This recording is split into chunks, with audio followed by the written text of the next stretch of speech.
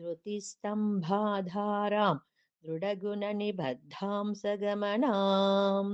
विचित्रां पद्माढ्यां प्रतिदिवससन्मार्गघटितां स्मरारे मच्छेतस्फुटपटकुटीं प्राप्य विशदां जयस्वामिन् शक्त्या सह शिवगणैः सेवितविभो प्रलोभादैरार्धहरणपरतन्त्रो धनगृहे प्रवेशोद्युक्तः सम्भ्रमति बहुधा तस्करपते इहं चेतश्चोरं कथमिह सहे शङ्कर विभो तवाधीनं कृत्वा मयि निरपराधे कुरु कृपाम् करोमि त्वत्पूजां सपति सुखदो मे भव विभो विदित्वं विष्णुत्वं दिशसि खलु तस्याः फलमिति पुनश्च त्वां द्रष्टुं दिवि भुवि वहन् पक्षिमृगताम् अदृष्ट्वा तत्केदं कथमिह सहे शङ्कर विभो कदा वा कैलासे कनकमणिसौधे सह गणैः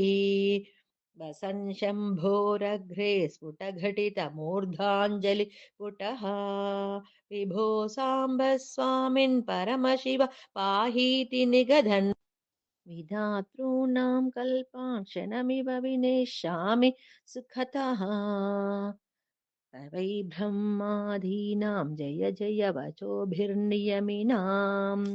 गणानाकेलिभिर्मदकल महोक्षस्य ककुदी स्थितं नीलग्रीवं त्रिनयन मुमाश्लिष्टवपुषम् कदात्मां पश्येयं करधृतमृगं कण्ठपरशुम् तथा वात्फां दृष्ट्वा गिरिश तव भव्याङ्घ्रियुगलम् गृहीत्वा हस्ताभ्यां शिरसि नयने वक्षसि वहन् समाशिष्य घ्राया स्फुटजलज गन्धान् परिमलान् अलभ्यां ब्रह्माधैर्मुदमनुभविष्यामि हृदये करस्ते हेमाद्रौ गिरिशनिकटस्ते धनपतौ गृहस्ते स्वर्भुजामरसुरभिचिन्तामणिगणे शिरस्ते शीतांशौ चरणयुगलस्ते किल शुभे किमर्थं दास्येऽहं भवतु भवदर्थं मम मनः सारूप्यं तव पूजने शिवमहादेवेति सङ्कीर्तने सामीप्यं शिवभक्तिधुर्यजनता साङ्गत्यसम्भाषणे सालोक्यं च चराचरात्मकतनुध्यानि भवानीपते सायुज्यं मम सिद्धमत्र भवति स्वामिन् कृतार्थ्योऽस्म्यहम् पादाम्बुजमर्चयामि परमं त्वां चिन्तयाम्यन्वहं त्वामीशं शरणं व्रजामि वचसा त्वामेव याचे विभो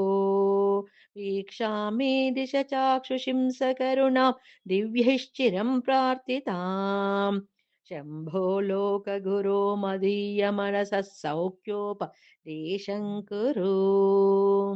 वस्रोद्धूतविधौ सहस्रकरता पुष्पार्चने विष्णुता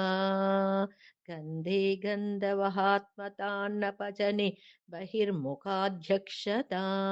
पात्रे काञ्चनगर्भतासि मयि चेत् बालेन्दुचूडामणे शुश्रूषां करवाणि ते पशुपते स्वामिन् त्रिलोकी गुरो